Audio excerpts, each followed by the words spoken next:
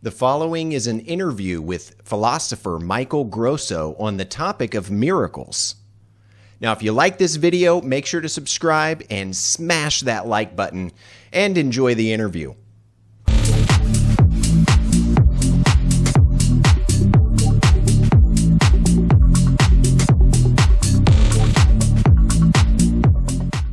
All right, we are here today with philosopher extraordinaire Michael Grosso, who got his PhD in philosophy from Columbia University and has taught philosophy and the humanities at Kennedy University, City University of New York, and New Jersey City University. He has written many books, including Experiencing the Next World Now, The Man Who Could Fly, St. Joseph of Copertino, and the Mystery of Levitation. And his latest, the book we will be discussing today, Smile of the Universe, Miracles in an Age of Disbelief. Welcome, Michael. It's good to have you here. Well, I'm delighted to be here, Dan. Oh, good. Now, what got you interested in writing a book about miracles? Where did you get the idea to write this book? Well, a couple of things. First of all, for many years, I've now stopped teaching philosophy. And one of the central ideas or problems in philosophy is the relationship between mind and matter. And from the beginning, I had difficulties with the mainstream view of that problem, which tended to be, at least still now, but even when I was a student at Columbia University in the 1960s, ancient history, it was not cool to say that you had an experience of ESP. I remember I had mentioned to one of my fellow students that I once had such an experience, and he said, "That's impossible. That would imply dualism." And so I realized soon enough that the mainstream view tended to be physicalist in its orientation toward the nature of mind. I had experiences from the beginning, from early in my life, not often, not frequently, but from time to time, I had experiences that I couldn't explain physically. Things that we would nowadays refer to as ESP, strange dreams in which I anticipated the future, and so on. So I got on my own horse and went into the world of unusual experience, and have been doing it on and off now for quite a long while, and realizing that there's an enormous amount of fascinating material out there that tends to be ignored by mainstream press, mainstream science. Everyday people are more open, unless they've been bullied by their teachers or whatnot. So anyway, that's how I got into it, because of my own experiences and the conflict in terms of my education. It's an intellectual conflict. That's all I'm talking about. Right. And I think anybody who, if they look back on their life, there's at least one experience which they've had which doesn't really fit with the scientific worldview, which they can't explain. Some people just brush those off or just file them away as, that was weird. But other people like you really want to try and understand what's going on, especially when numerous numbers of people have had these experiences. Absolutely. I think you're quite right that I have taught courses in parapsychology, and one of the things I would do is invite my students to write papers on experiences that they can personally investigate, their own, a family member, a friend, something that happened in a sport or whatever. And almost invariably, every student came up with good stories. Of course, I gave them the criteria, what counts as a paranormal phenomenon, et cetera, and what type of experience. So I still have many of those papers. Every now and then I quote them because they dug up all kinds of unusual stories. So you're quite right about that, the widespreadness of the phenomena, in contrast to the academic shyness in the face of it. Right. And let's talk about that. What constitutes a miracle? What's the definition of a miracle? Well, the way I am defining it, okay, a religious person in a particular tradition will associate a miracle with the intervention of deity. That's one sense of the word. It's not the sense I use. My book is based on empirical evidence as to the explanation of the miracles, which I'll define more precisely in a minute. That's up to the reader. That's a personal thing. But my definition of an experience or an event that is miraculous is two things. One, rhetorical. The fact the word miracle is rooted in a Sanskrit word for smile. So, meaning a miracle is what makes you smile with wonder, awe, and admiration. That's cool, and that's subjective, and it's important. However, the second criterion for me is that the alleged miracle, the thing that astonishes you, is genuinely and authentically inexplicable, unexplainable, especially in terms of the prevailing scientific worldview and its materialist outlook and reductionism. So that's how I would define a miracle. Okay, very good. And I think the first miracle that everybody can relate to, I guess, unless there are robots among us, I hope not, but is the miracle of consciousness itself. Because if you look at it, we have billions of neurons, I think 100 billion neurons. Of course, I've killed a few. I probably only have 98 billion, but anyway. They can grow back. They can grow back. They can grow back. That's right.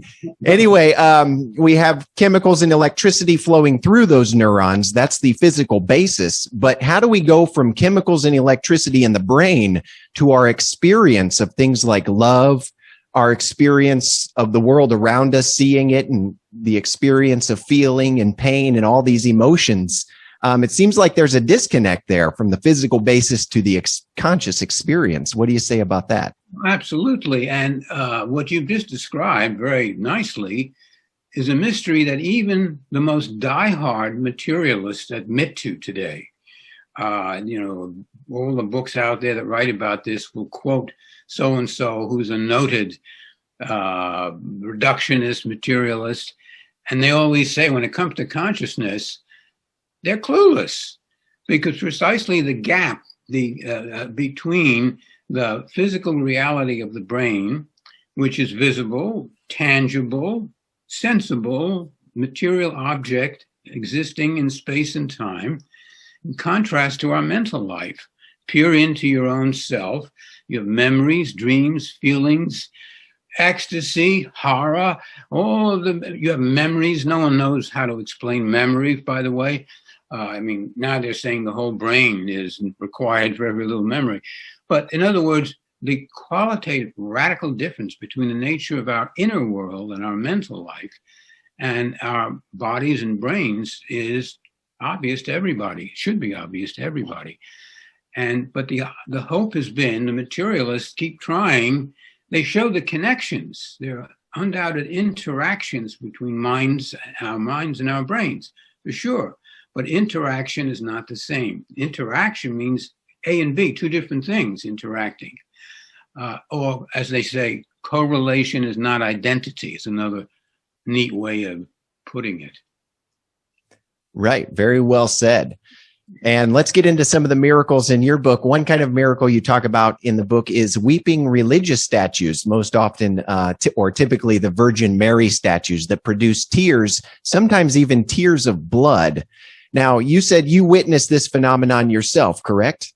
I did, actually. I think it was in 1994. I heard, I watched on television, Channel 4, I even remember that, announcing the fact that a Greek Orthodox church in Astoria, New York, had a statue or icon of Saint Irene that was weeping, and people were going to visit. Now, I knew about this phenomenon. I knew, in fact, that during the 1990s, there were reports of that taking place all over the world. But here, I was living in New York, and I happened to know where Astoria was because I was born there. At the time, I was living in Manhattan, and so I jumped in my car and and visited the Orthodox Church of St. Irene. And I got online and I waited my turn, and I went with a colleague, by the way. I went twice, once alone and once with a colleague. And on both occasions, we saw the same thing. We saw the eyes of this immaterial icon, an image of St. Irene gushing, although I don't say, I remember seeing large tears lurking, sort of with a tremulous, as you would imagine, water has a sort of a tremulous effect, a liquid effect. I managed to interview the priest there. He recounted to me the whole history of this icon. It behaved in a strange way in the past on several occasions. And when it did, it usually was a signal of some major political upsetting of the religious life of many of believers. You see, there was some kind of disturbance that was associated. And then there are reports of the healings and all kinds of other stuff in that. But yes, I witnessed that one myself. And I was sort of lucky to be able to do that. Now, did you examine the statue to try and eliminate any physical source of the tears? I looked around. It was in some kind of a cabinet, and I asked the priest that, and he said there was none. I could not see how there could be any rigged up thing from this small container, which was resting on top of a table. And I mean, the object itself was no larger than this. No, I could not say that I did a careful scientific investigation of that object and proved 100% that it was not some kind of trick or accident. But I doubt it very much. And I have no reason to believe that it was anything but what I saw. Okay, so my next question would be, have there been thorough scientific investigations of any of these statues to confirm they are authentically paranormal? There's no physical source of the tears? Absolutely. And the one that comes across my mind, I have actually a book. It's not probably within reach here, a description of the so-called the Madonna of Syracuse in 1954. A family, interestingly enough, the head of the household was a disbelieving communist, had no religious beliefs whatsoever. His wife, who was pregnant, was sort of indifferent, but she was having a bad pregnancy and undergoing hysterical blindness and pains. And while this was happening, one of her cousins who was with her noticed this statue of the Madonna, a small thing on the wall, was pouring out tears. And in an instant, the moment Yanuso was the name of the woman, became aware of this, she regained her sight, the pains were vanished, she was completely healed. And before you know it, the neighbors came in, and it's still pouring water, and they're collecting not water, what looked like tears, okay? To make a fascinating story short, it wept, poured out tears for 4 consecutive days. It became headlines all over the world.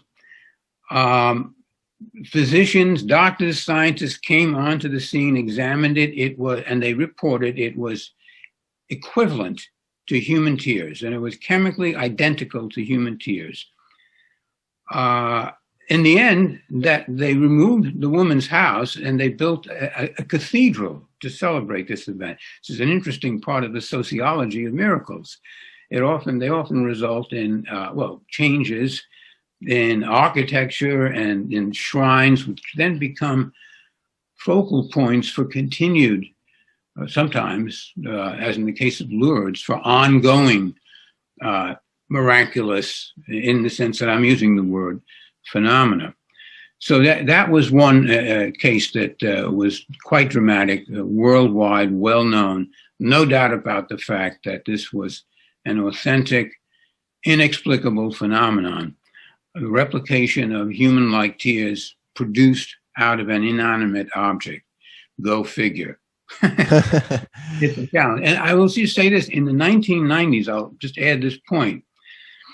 I seemed to recall from my records, and I'm only talking about what I'm acquainted with, but the 1990s, from what I could make out, that this particular phenomenon was widespread all over the world. In Europe, there was one famous case in Japan, and even in the 1990s, there was a case in a small Catholic church just outside of Washington, D.C. And I read some really interesting material. In this particular case, Father Bruce was his name. He had some minor, small stigmata, but in his presence, 2, 3, 4, 5, 6 different statues of the Madonna would all be producing tears. Reporters from the Washington Post came on the scene, observed it, and confirmed it. I don't know what they wrote about it, but I have read independent accounts of it. So it's a very, very strange phenomenon that involves psychokinetic materialization, apparently out of nothing, but governed by the influence of symbols. Because in all of these cases, it's either a symbol of Christ, a symbol of the Madonna, a crucifix, something that is symbolic of the transcendent power. So that's pretty interesting. Right. And it's not just Catholics who have a monopoly on miracles, correct? It's also other religions. I know Sai Baba. Can you report on the materializations connected with him? Well, absolutely. Sai Baba, who's now deceased, and the man who investigated him is recently deceased also. But the Sai Baba, I've interviewed 2 people that reported to me, 2 perfectly, to my mind, credible, everyday human beings who were followers of Sai Baba, who had portraits of him, and on various occasions they simply exuded vibhuti. That's the name, the Hindu word for the sacred ash. So that was one thing that happened, and what was interesting about that is that it happened to his image, and he wasn't around, so you can't accuse him of doing some kind of a trick. But what Sai Baba was apparently brilliant at, and what the investigators found, he could materialize objects on demand. And there are specific examples. And Erlander Haraldson is the name of the investigator. And his books are quite marvelous, incidentally. But what Erlander would ask for Sai Baba to materialize would be something completely out of season, completely unexpected and unknown. And on several occasions he did it, and Sai Baba apparently reportedly produced the impossible object. Now, no magician can do that.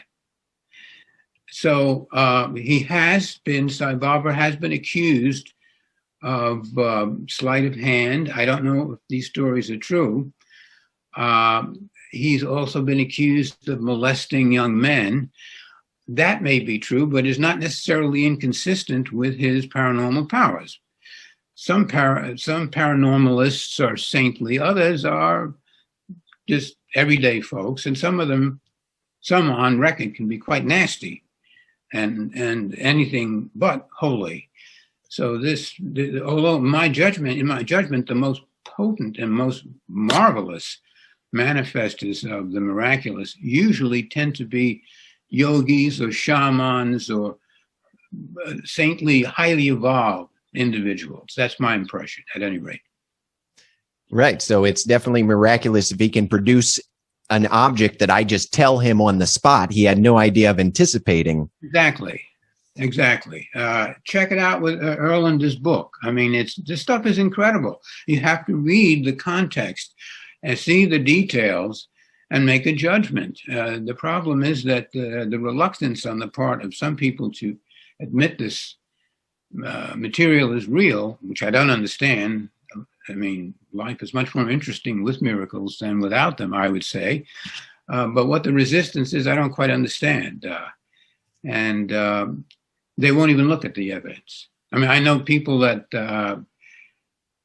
I have shoved in their hands books that are the best, providing evidence of life after death. They won't even touch the book. It freaks them out. Oh, I've seen that same thing. Yeah. Yeah. I don't understand it. Again, why be afraid of more life? I don't get it. Exactly. Maybe I'm just naive. But let's talk about, there's not just materializations. Another fascinating phenomenon is dematerialization. Lord Ganesha, the Hindu god, once drank milk. Can you talk about that story? That one, I always think about it because it's so fantastic, and yet how quickly it's been sort of forgotten or ignored. But again, go back to the 1995, and I believe is the year and the day. There was one day, I think it was September in 1995, in which a man had a dream of Ganesha. And the dream said, "Bring me milk." And the man woke up and he ran out to the nearest temple and he brought some milk. But this time the milk just disappeared. And he then showed that to someone else, and the other person did perform the same thing, put the milk, and it instead of just lying there, it disappeared, dematerialized. Well, by the end of the day, all of India was doing this, and all over the world where there were statues and temples dedicated to Ganesha, people were doing the same thing. There was a milk shortage in India on that day. It stopped at the end of the day. The scientists who couldn't bear this utterly strange thing happening came up with some kind of cockamamie explanation, which is worthless. By the way, I witnessed this miracle myself. I should mention this on CNN. In those days I had it. I don't use CNN anymore. But I remember a British reporter who was reporting on the phenomenon because it was going on all over the world and people were reporting on it. He said, "I'm going to try it." So he takes a little cup of milk and the camera zooms in on the milk. And I can see with my own eyes, it's not spilling over, it's disappearing. It's dematerializing slowly. Not that slow, just zoom, gone. And I will never forget the look of astonishment on the face of that reporter. I was astonished too. To add to this story, later on, later in the year, I believe this was, two of my students, Indian students, reported to me that they were around that day and they themselves went online to feed Ganesha and experience the disappearance of the milk. And they wrote me up beautiful papers describing in detail. And one of my students said he went on the line 3 times to convince himself. It was so mind-blowing. He wanted to be absolutely sure he wasn't hallucinating. So there again, dematerialization in association with a symbolic object is such a mind-boggling phenomenon. And yet, you don't hear scientists talking about it. I mean, it's forgotten. I don't forget. And I know, by the way, it had a huge impact on religion in India, according to many reports I've read, and talked about it being the miracle of the millennium. I mean, it was a really extraordinary thing. Incidentally, as far as I know, there are later days where it occurred again. But I haven't tracked down those recurrences, which were like maybe months or a year later. But yeah, that's a phenomenon of great strangeness. Right. And for anybody interested, you can go on YouTube right now and type in that Lord Ganesha drinking milk. And there are videos you can watch today of the phenomenon. Exactly. Yeah. And it is really strange to see. Yeah. I mean, it's, I'm So on the one hand, you have materialization. Where is that stuff coming from? Where's the blood and the tears coming from? Is it being apported from somewhere else, from someone else's body or something? Is it being created ex nihilo? I can't even begin to imagine. And the milk that disappears, that dematerializes, is it just turn into nothingness? Well, that would violate the law of the preservation, matter and energy. That's a real shocker. Yeah. So this stuff is a challenge to the modern scientific intellect. And there are some individuals that are interested, but I have to admit, I deliberately focus on the most provocative, the strangest, and the most mind-blowing, partly because I find it more fun to do so, and secondly, because the challenge is even bigger. Because the more striking and weirder the phenomenon, the more drastic we're being asked to stretch our minds and try to figure the whole process out. But the criterion, however, for me, in the book that I've written and in my work, I want real evidence. See, now, there's no question about this dematerialization. Millions of people witnessed it. I witnessed it. Right. So, now, there was a skeptical interpretation, something about the statue absorbing the milk in some way. Do you know about that?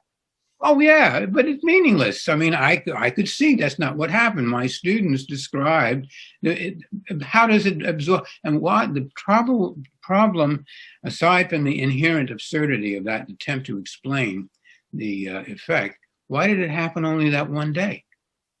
Okay. True. That doesn't make any sense. Any naturalistic attempt to explain away that particular phenomenon is faced with the fact that every day people are bringing milk to Ganesha, but it doesn't dematerialize every day. Right. And then later, okay, that's another issue, that the phenomenon may have taken off again, which it often does. These things, they repeat themselves.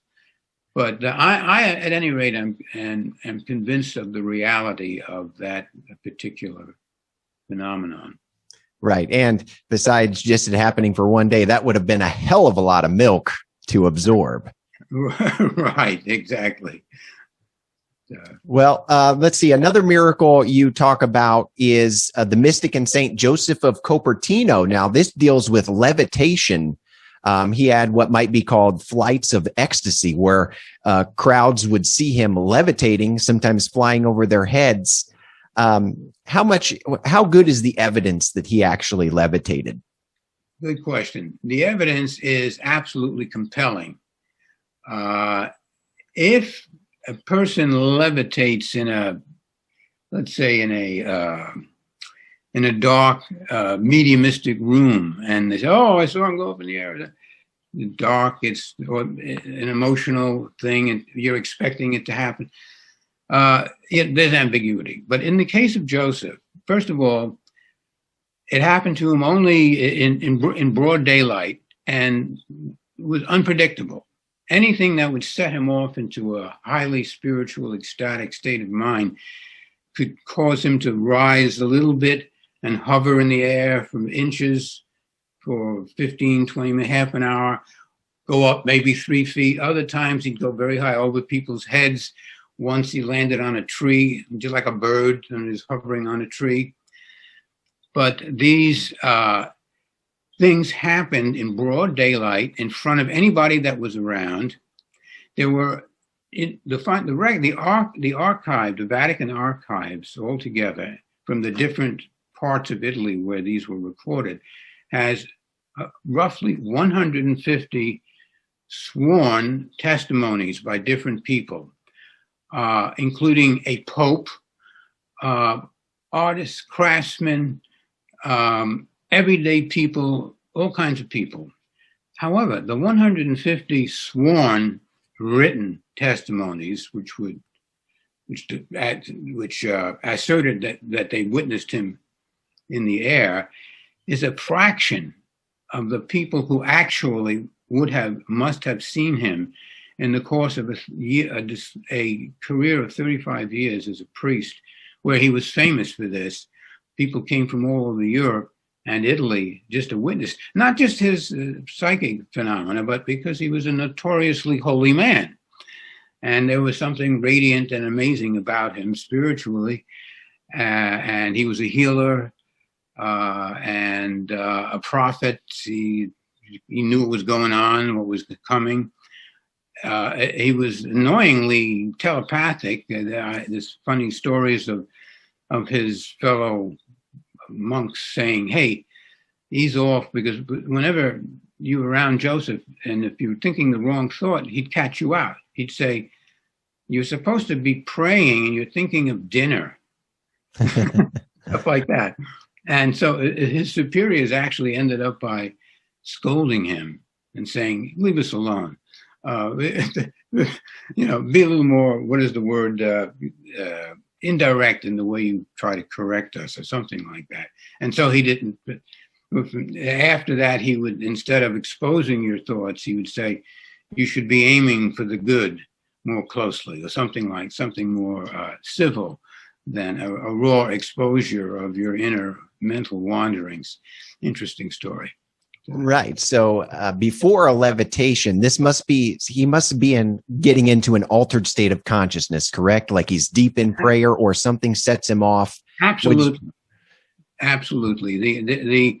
I think this is true for most of the stories of saints and yogis and highly spiritual people. But it's exceptionally obvious, outrageously true in the case of Joseph, that he is, not only does he, when he slips into these states of ecstasy, sometimes he could have the opposite effect. He'll go down and 10 men could not lift him up. Other times the direction will take him up. But let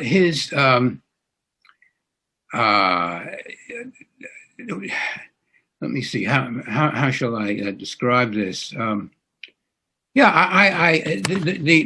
interesting thing was that, now I remember I wanted to add the detail that when he went into the state of ecstasy and was about to go up in terms of his levitation, he would let out almost invariably the blood-curdling scream. So I really wonder about that scream. It's like a tension. Something is being released in him. But there's no doubt about the fact, your basic question, that he was in an altered state of consciousness. And my way of explaining the connection between the ecstasy and the levitation is fairly simple, and there may be some truth to it. It seems to me that when you're ecstatic, the word means ekstasis, being out of yourself. When your whole mind is emptied of all the everyday distractions and things that fill your mind, when you're in that state, that may be the state in which the energy, or whatever the force is that allows for the occurrence of levitation, is able to make its way into you. Whereas most of the time we're kind of filled up. We're full of ourselves, right? So there's no room for something brand new and extraordinary to enter into our consciousness. So that's why we associate inspiration with great art. It's a sense of an influx from something outside. But the issue is how to trigger it. Joseph had a natural genius for dissociation, for what I call creative dissociation. Dissociation is supposed to be a symptom of a mental difficulty, and it may be, but there's a type of dissociation which is ecstatic and creative. When I'm sitting in front of a canvas and painting, or listening to a beautiful piece of music, right? I forget myself. I'm lost. I'm ecstatic. I don't levitate. I'm hoping, but I'm out of myself. And it's in that out of myself state that inspiration, the energy that allows for levitation, insights into the future, who knows, whatever it is more likely to happen. So right. At one point in your book, you describe it as like dream reality fusing with the waking world. It's as if in an altered state of consciousness, as we presume St. Joseph was when he had these levitations, one can make the waking world as fluid and malleable as the dream world is. Can you, is that what you think? Yes. It's very difficult to even try to begin to explain levitation because it involves suspending one of the basic form of the force of the universe. But I think that the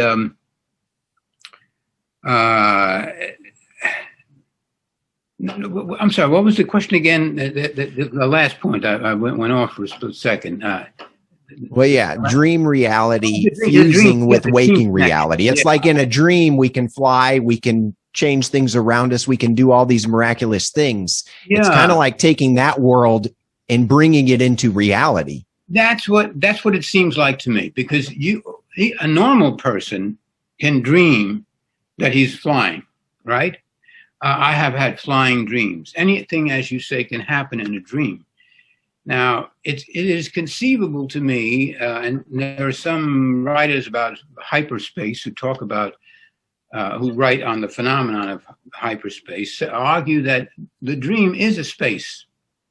I mean, when you're in a dream world, you're in a world, you're seeing things, feeling things, but it's not in physical space. No one can see you. You're in a mental space. In that mental space, all things are possible. The dead can appear. You can fly. You might see a beautiful person fall in love in a dream. That's never happened to me, but it sounds like fun if it could happen. So, it is conceivable to me that the ecstatic, or the yogi, the person who's training his or her mind to such a degree that they clear all the rubbish and the distractions out, that what's left, what happens when we go to sleep, when we shut the world out, we dream.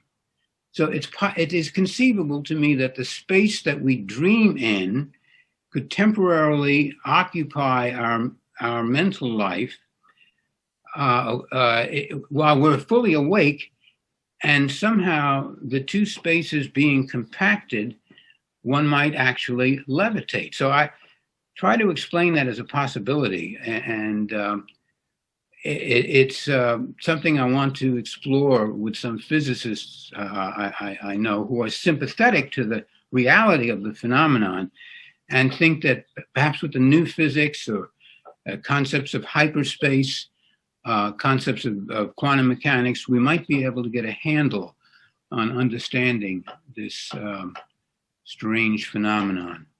Right. And I keep hearing or reading articles about quantum phenomenon being demonstrated at macroscopic levels, more and more macroscopic levels. So, yes, Yes. I wish I have to study more, but I'm not a trained physicist. So I hear a lot of discussion, a lot of popular talk about quantum this and quantum that.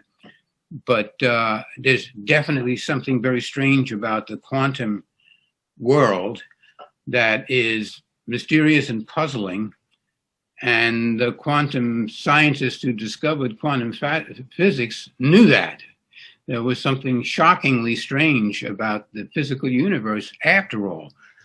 Right, and still to this day, nobody really understands quantum mechanics. Exactly, but and they are, and when apparently I'm told that when they study it in graduate school, they're told, don't worry about trying to explain it. Just follow the equations.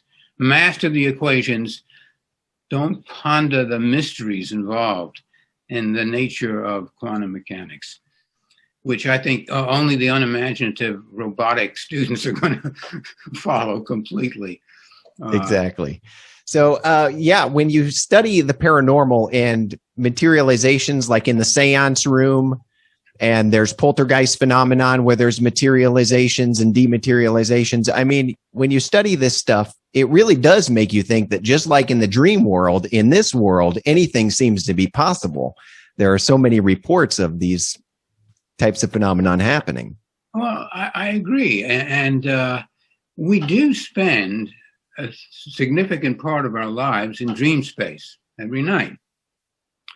The average person dreams a certain amount of hours. So and then also even in waking states, we're very close to the dream when we get a little tired. If I remember, say you're taking a bus ride at school early in the morning and you're a little sleepy, you're just a few inches away, you're right on the edge of sleep. And so it's very close. And then think, in other words, the dream or the extra physical dimension of reality is very close to us. And one suggestion or indication of that closeness is the near-death experience. You're walking along and suddenly a car hits you and you're thrown into cardiac arrest in 2 seconds. And in 2 seconds, suddenly there you are in a universe of light. You're going through the dark tunnel. You know the story. Right. And open up into a new universe. Of course, there are many things that happen in the classic near-death experience. They don't all happen to everybody. But my point is how instantaneously close we are. Think about it this way. The mind, if the mind is not in space, it pervades, it's everywhere. It's in us, it's around us. The body and our attachment to it, our survival depends on it, is the veil that prevents us from getting into the deepest region of our mental life. But it's all there. It's there. And you can get drunk, you can do a drug, you can have a lapse of attention, you can dream, you can have a near-death experience, and suddenly you're in another universe. Right, DMT, I've been reading a lot about that. DMT, yes, that's a drug that I never took. I've heard about it and know some people who tried it. And yes, it works very quickly, apparently. I remember meeting the late Terence McKenna, who wrote extensively about DMT. We were both at a conference, both speaking together at a conference. And he invited me to try some right on the spot. Just before I was about to talk, I said, no, thanks, Terence. But I have never done that particular adventure. Right. But people who've done it, they say it's like they completely disconnect from this world. They're in a totally other universe, other dimension, other space. Exactly. So, right. There are all kinds of circumstances that can just shift just a little bit sometimes, or a big deal too, like a DMT experience or a near death. That's big stuff. But I think there are a lot of subtle changes going on in our lives all the time. And sometimes just on the borderline between being awake and falling asleep, the hypnagogic region, or when you wake up in the morning, the hypnopompic. I can remember a number of experiences I've had in those twilight zone between the waking and the dreaming state. And gosh, sometimes it's quite amazing, the things that pop out suddenly. While you're on the edge, there's just a vague nothing. And you're just on the threshold of going into REM sleep, bang, and then something, you see a face or it happens to me so often that I get a little scared, because I see faces in my hypnagogic state, and they come real close. Most of the time, they're sort of harmless looking, but it's a bit strange. Yeah, for sure. And let's talk real quick about the stigmata. Some religious figures develop the wounds of Christ, like Padre Pio was a famous one. And what usually brings on stigmata? Well, in the case of Padre Pio, whom I think I know something about, it's very clear what's going on. Padre Pio, as one person who knew him personally told me, was in love with Jesus. The only way you can put it. That doesn't mean it was a homosexual love. It was a divine love, but it was love. And the love that he felt entailed the identification with the suffering part of Jesus. But of course, not just the suffering part of another man or a woman, is the suffering of the divine. And to identify with that suffering of the divine is the surest way, so to speak, to become divine and to gain the benefits of one's encounter with the divine reality. And I'm not going to try to explain Padre Pio's stigmata, but the focus of attention and the identification with Jesus and the suffering of Jesus apparently has, in the case of the first case on record is of Saint Francis back in the Middle Ages, right? And throughout history, and there have been many women who have had the stigmata, but Padre Pio was the most famous male stigmatist in the 20th century. He had the stigmata for 50 years. They never got infected. There were exposed wounds, never infected. They never smelled. In fact, they would give off a perfume. And when he died, weeks before he actually died, they gradually disappeared. And the day he died, the last flake fell off the palm of his hand, and there were no scars on his body from these bleeding wounds of 50 years. Now, I asked a dermatologist from Columbia University if that was possible. He says it's inconceivable that you could have an open wound for 50 years, have it heal, and leave no scar. So, again, I can't explain it. Right. So it seems like it's intense concentration on this image of the crucified Christ, and then the mind creates the wound based off this focus. That's how it seemed. Now, I suppose that Padre Pio would not agree with our interpretation. He would say that, I don't think he would say anything about it, try to explain it, but it does seem to be the case that it's related to the mind of the person who has the experience. I don't think I'm going to have the stigmata. But now and then people who totally identify with the suffering of Jesus and they sanctify that suffering, it may result in some miraculous physical transformations. Right. And before we go on, I just want to ask you how much time you have, because we've already spent 50 minutes here. So I don't know if you're pressed for time or not. We can talk a little longer. Okay. Well, I wanted to ask about the Padre Pio's battles with demons.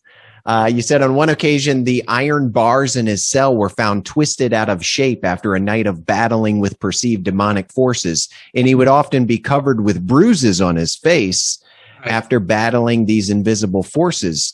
Right. Now, I know you said in your book, the other friars, they would hear some ruckus going on. But did anybody actually view one of these intense battles he had? Did they actually go up there, light up a cigarette and watch or something like that? Well, not likely they would light up a cigarette. I don't know the answer to that question. I don't know of any example where there were eyewitnesses. I mean, there are eyewitnesses to the levitation, to the stigmata, but that I don't know of any. But what you can witness with your eyes were the wounds on his body. In fact, there is a photograph I've seen of him of one of these after night encounters. So, the bloody nose, the black eyes, and the wounds all over from battling with something needs to be explained. Now, if someone were to say that Padre Pio beat himself up in the middle of the night just to pretend that he's a holy man being attacked by the devil, you're not going to persuade me that way.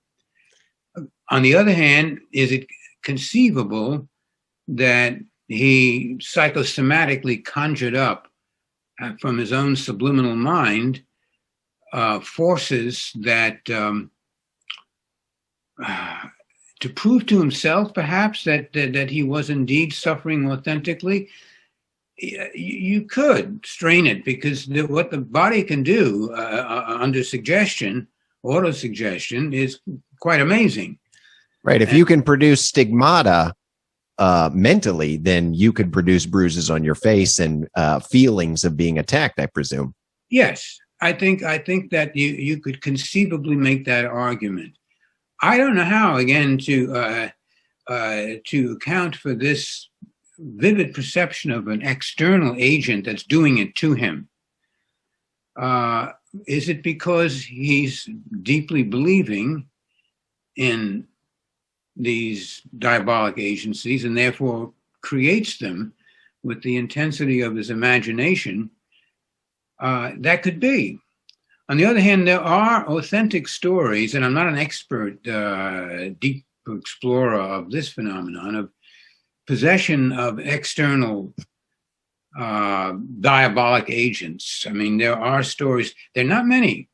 I mean, and the people who study these phenomena, even within the church, they admit it's rare. Most of the time, the alleged possession cases are just pathological. There's no supernatural element.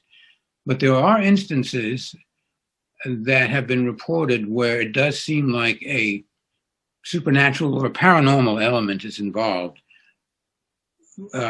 exuding diabolic, destructive agency. There are cases like that. Where they're coming from? Are they coming from the next world, if there is a next world? Are they coming from authentic devils and who have escaped hell and trying to hassle us? I don't know. Are they self-created? Again, I'm not sure. But one thing that it does say to us is that the mind has extraordinary powers over the body, and if we could learn to harness those powers toward health, rather than be focused on the dark agents that are causing us to have, be beaten up and suffering, I think that would be the correct scientific orientation toward positive application and exploitation of this creative power of the mind toward health, not toward disease. Right. Yeah. And I brought up the demonic attacks on Padre Pio because I just always wondered, when I was reading your book, I wondered what that would have looked like. Like you would have seen his head fly back, as if somebody punched him and then a bruise forming and then he got thrown on the floor. Right. But you couldn't see anything there.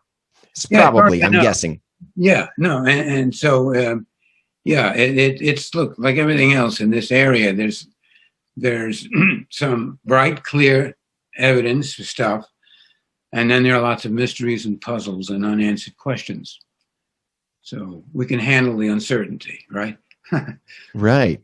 Yeah. Another fascinating miracle you brought up was a woman, Therese Neumann, who didn't eat anything except, like, I think the wafer, what's it called, the Eucharist wafer, and she didn't drink anything. Now, what is the evidence that she really didn't eat or drink?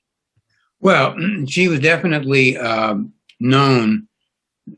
She was a lively, active person who never ate. No one ever saw her eat. No one ever saw her in a bathroom illuminating. But a bunch of scientists got together and nuns, and they tested her for 2 solid weeks. 2 solid weeks.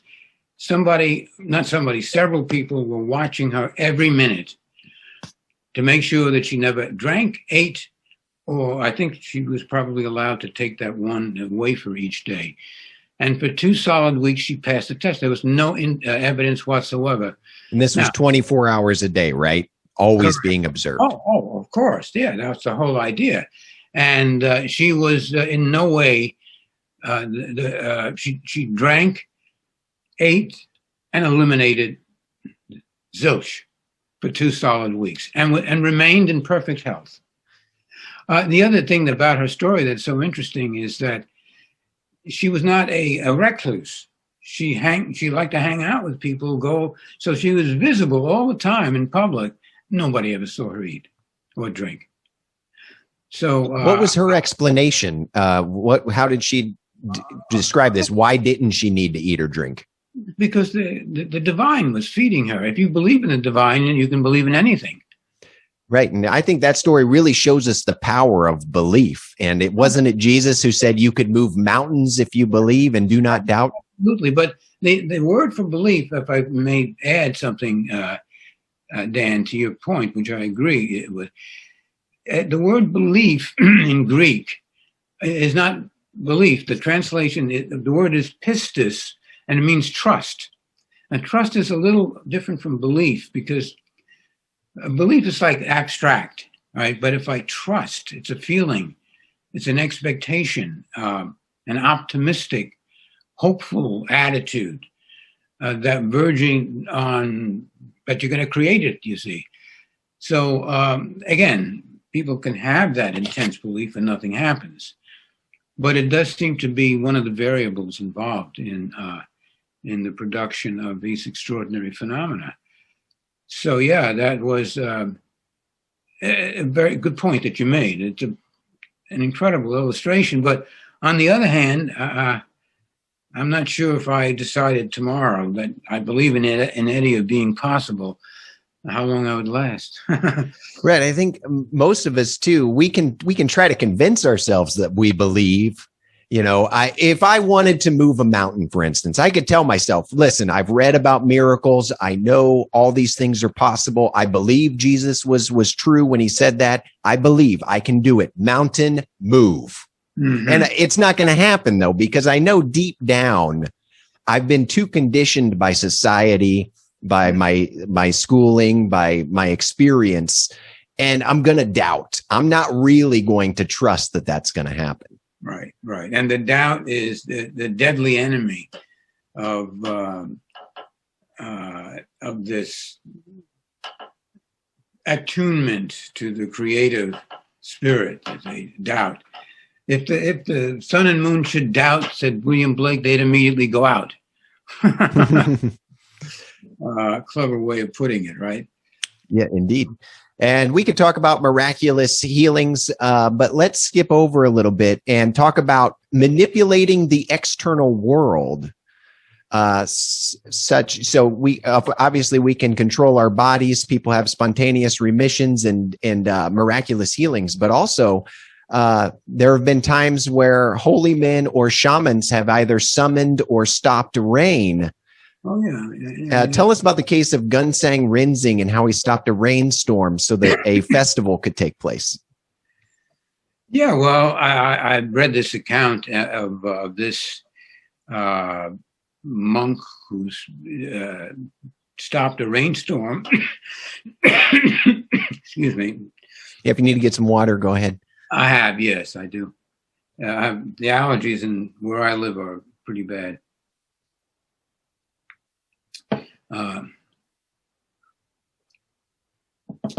The crucial thing about that particular story that I recall is the long period of time he kept chanting. And I think that's a clue. People often ask, well, how can I make a miracle happen or something like that? It's usually the result of a whole lifetime of being oriented in a certain direction. And even the practices, whether it be prayer or meditation or chanting to stop a rainstorm, it's got to be done, powerfully, with complete confidence and persistently. But I remember that story, and the author who recounted, it was an anthropologist, admitted that for 2 weeks he was disoriented after he witnessed this, because it's so unusual to see something like that. It kind of throws off your whole sense of reality.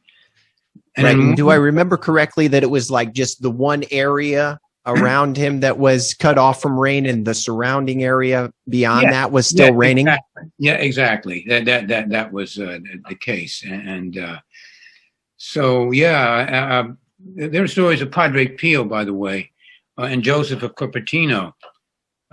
Maybe not, I don't recall them stopping weather, but I recall stories of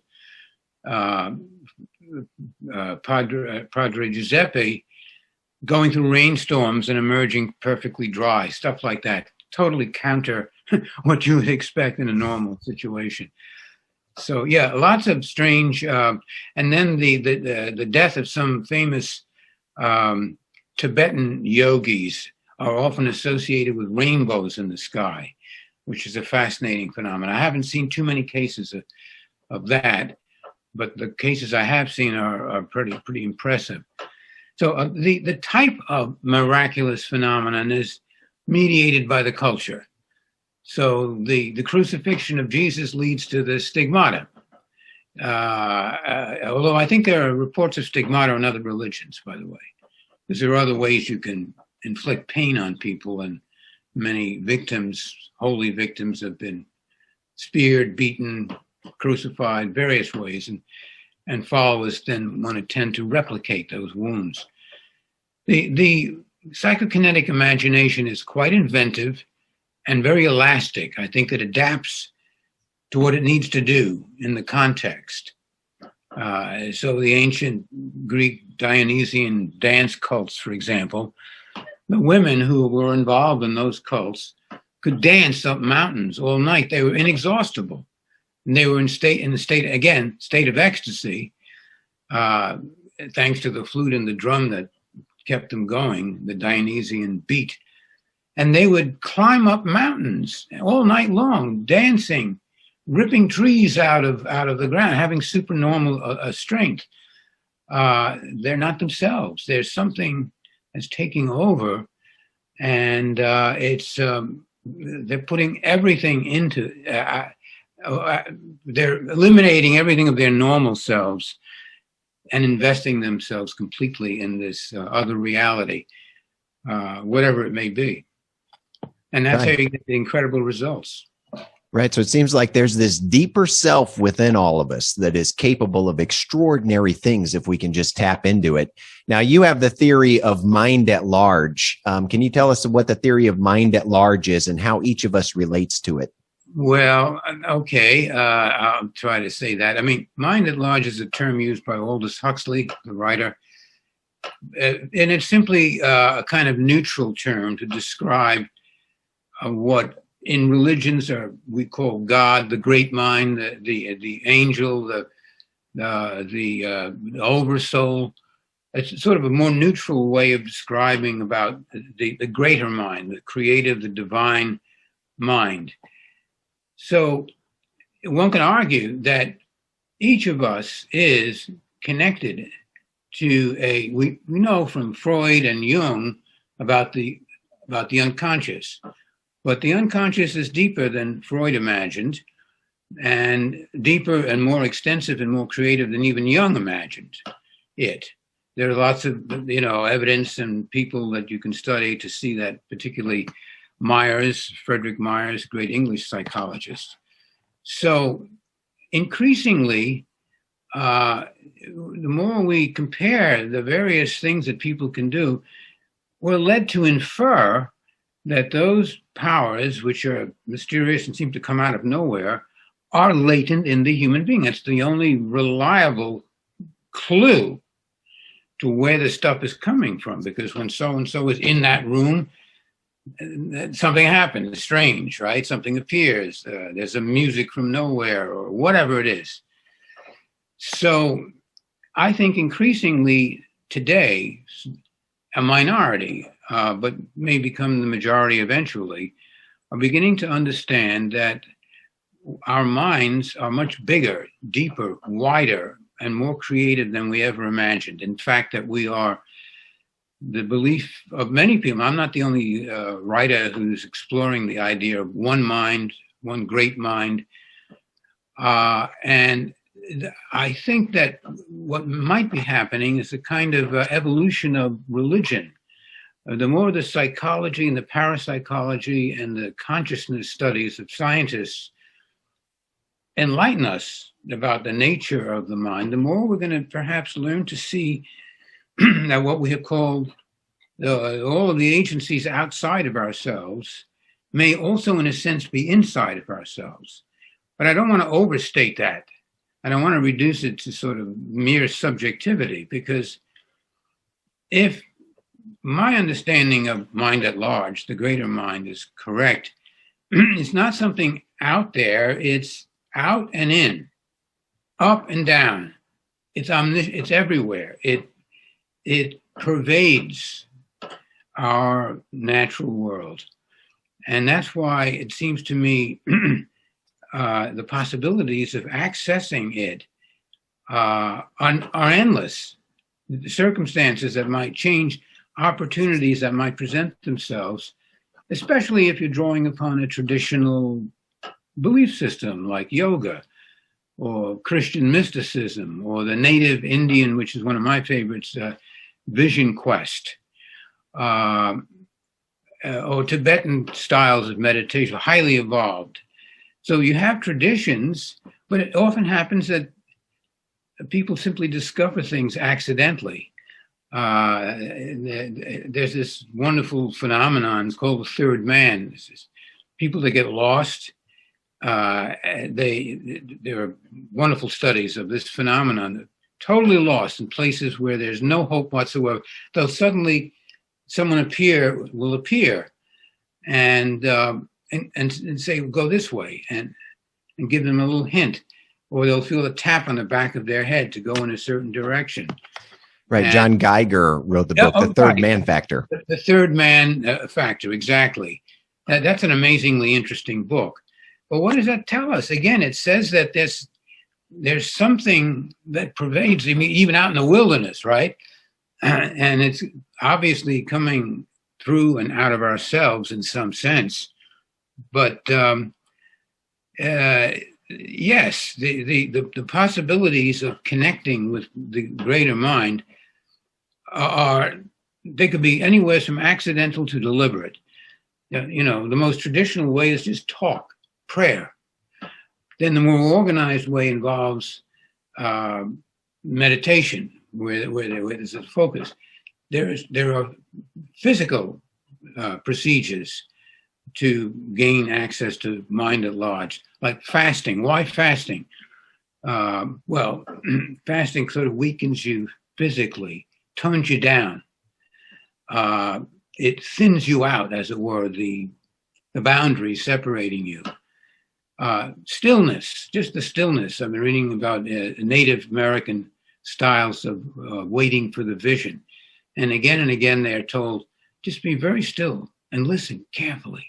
Just listen to the tiny little twitters of birds in the distance. Don't move. Don't just become almost totally receptive. And then on the other hand, in sports, in the midst of violent effort and striving, or in the midst of war, it often happens that strange things break through that assist people or warn people. So that my ruling intuition of late is that the opportunities are everywhere in every how, as it were, to grow, to advance our consciousness. The trick is to wake up to the possibilities and to get excited about them and to be willing to try things that are new. Yeah. And do you believe in these ideas of sort of manifesting your dreams, being a co-creator of your reality with mind at large, and being able to, ask God for things and have them come true? Yeah, I like the co-creating terminology. I'm not sure what it means, but it does seem to me as though each human being is in a co-creative relationship between his or her inner and rather finite, struggling world and life with a larger mind, a larger life, a larger source of creativity and reality that is within us and around us, but inaccessible in any obvious way. We have to work toward it. We have to discover it step by step. And above all, we have to have some kind of a belief system or some organized perception of how the world works. But then again, there are so many stories of people just being instructed from without, or just caught up by forces outside of themselves that take off and drive them. So But as far as your general question, there are how to engage with mind at large, to reduce it to those terms. My general view is it's too many times, most of the time it's unpredictable, but there are practices throughout history that people have learned to develop.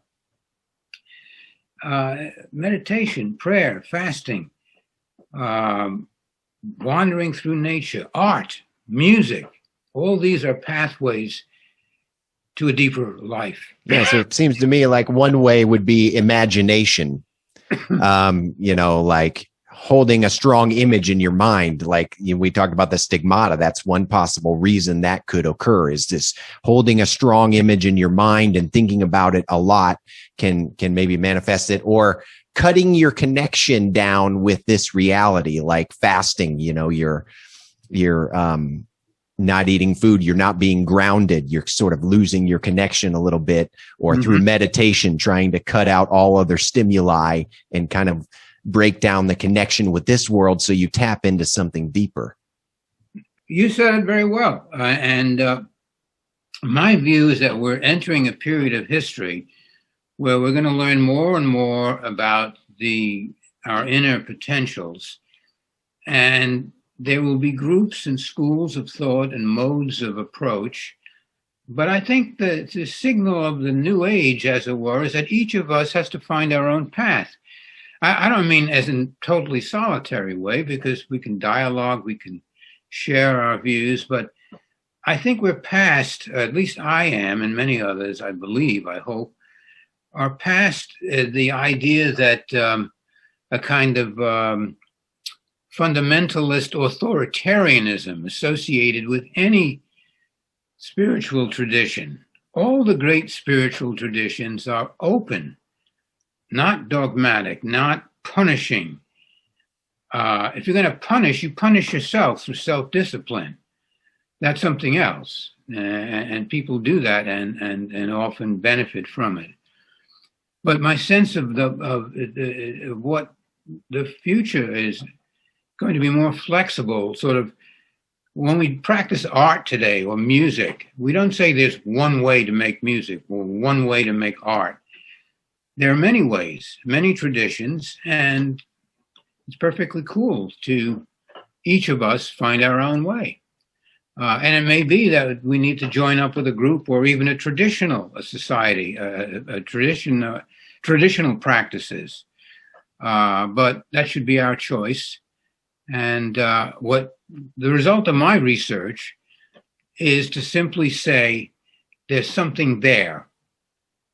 There's more there than we can even begin to imagine. So let's explore. Exactly. And, we talked a lot about miracles in a religious context, but it's very important for people to know miraculous things happen in other contexts as well. You don't have to be a member of any particular religion or even religious at all to see the miraculous in your life.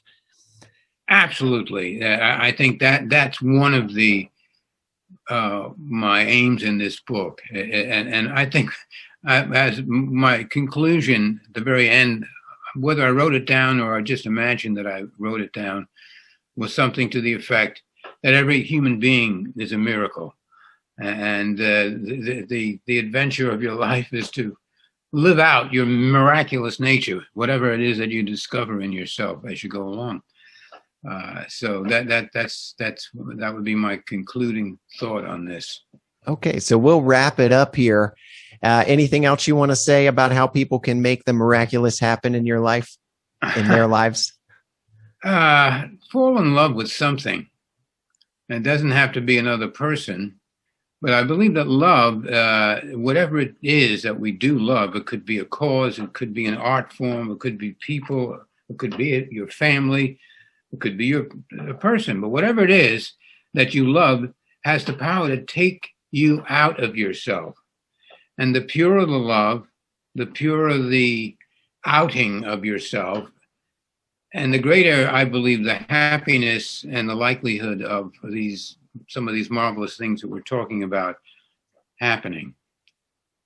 Okay, very well said. And I want to thank you again for coming on the show here. And maybe we can do this again sometime. And right. I wish you the best. Well, thank you, Dan. I enjoyed chatting with you. And best of all, take care now. Okay, thank you.